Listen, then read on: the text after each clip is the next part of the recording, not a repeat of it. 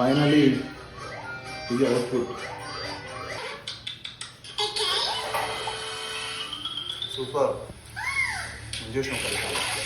So tasty బోటి curry ఎట్లా చేసుకోవాలో చూపిస్తాను రండి. ఫస్ట్ మనము నీట్గా క్లీన్ చేసుకోవాలి. ఫస్ట్ దానికంటే ముందు బోటి క్లీన్ చేయడం అనేది చాలా టఫ్. సో అందుకే మనం అట్లా చిన్న పీసెస్గా కొట్టించుకొని తీసుకొచ్చుకుంటే అక్కడే మోస్ట్లీ మా హస్బెండ్ క్లీన్ చేయించుకొని తీసుకొస్తాడు. సో నాకు ఇక్కడ ఎక్కువ స్ట్రెస్ ఉండదు. సో చూడండి మంచిగా నీట్గా ఆల్మోస్ట్ ఒక 10 minutes క్లీన్ చేస్తాను. చూడండి ఆ పైప్స్లో నుండి కూడా ఎంత క్లీన్ చేసినా రాదు, అంత నీట్గా క్లీన్ చేయించుకొని తీసుకొస్తాడు మా హస్బెండ్ అక్కడే. సో అయినా కూడా నేను కొంచెం నీట్గా క్లీన్ చేస్తాను ఒక 10 minutes వరకు మంచిగా నీట్గా, ఎందుకంటే స్మెల్ రాకుండా ఉండడానికి మంచిగా నీట్గా క్లీన్ చేసేసుకోండి వాటర్తోని. సో ఇట్లా నేను బయట తీసుకెళ్ళి ఫస్ట్ వాష్ ఏరియాలో క్లీన్ చేస్తాను నీట్గా. సో మీరు కూడా మంచి ఇట్లా నీట్గా క్లీన్ చేసేసుకోండి. కానీ టేస్టీయెస్ట్ కర్రీ అంటే బోటి నాకు చాలా ఇష్టం. మా మమ్మీ ఇంకా చాలా బాగా చేస్తుంది నాకంటే. సో అట్లా నేను కొంచెం నేర్చుకున్నా, మరీ అంత పర్ఫెక్ట్ కాకుండా, ఎందుకంటే ఆల్ ద టైం మన మమ్మీ మనతో ఉండదు కదా. సో మా హస్బెండ్ కూడా చాలా ఇష్టము నాన్ వెజ్ అంటే, ఇంకా పిచ్చి, అందులో ఆల్ ది ఐటమ్స్.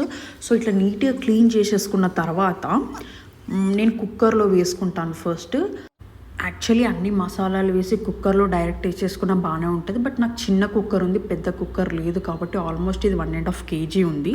సో అందుకే నేను ఫస్ట్ నార్మల్గా వాటర్తో కుక్కర్ వేసేసుకుంటా 2 times. ఒక 2 whistles వచ్చేలాగా, 2 whistles రావాలి. సో ఆ తర్వాత ఇట్లా ఒక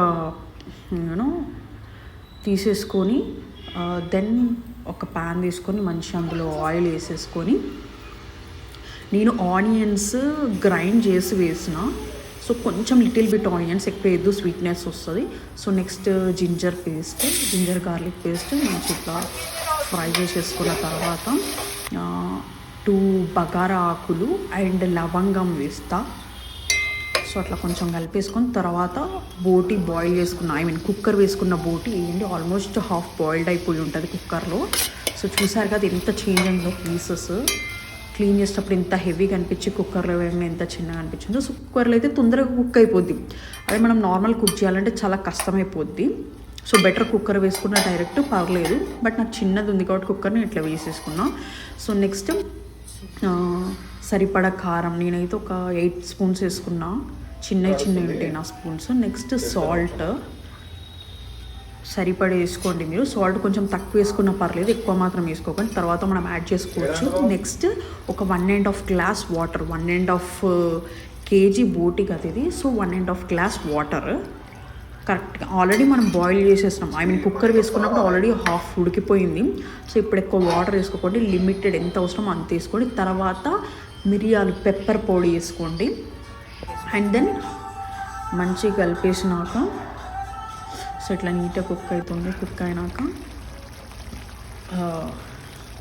కొరియాండర్ వేసేసుకోండి, కొత్తిమీర వేసేసుకున్న తర్వాత ఒక 5 minutes అట్లా పెట్టేసి తర్వాత మంచిగా కలిపేసుకోండి. మా హస్బెండ్ ఎంటర్ అయ్యింది ఇంకా అవ్వలేదు అని చెప్పేసి. సో ఫైనల్ టచ్ మా హస్బెండ్ ఇస్తున్నాడు, మసాలా వేస్తున్నాడు ఎండింగ్లో. నేను ఎక్కువ మసాలాస్ హై చేయను, ఎందుకంటే ఆల్రెడీ లవంగాలు అవి వేసాను కాబట్టి. సో వీటితో హైలైట్ టేస్ట్ వచ్చేస్తుంది. సో ఎండింగ్లో ఒక 5 minutes బిఫోర్ ఆఫ్ చేస్తామనగా మసాలా పొడి వేసేసుకోవాలి. సో వేసేసుకున్న తర్వాత this is how. So finally the super simple ఇంగ్రీడియంట్స్తో అయిపోతుంది. ద టేస్ట్ అయితే నెంబర్ 1 హైలైట్ ఉంది.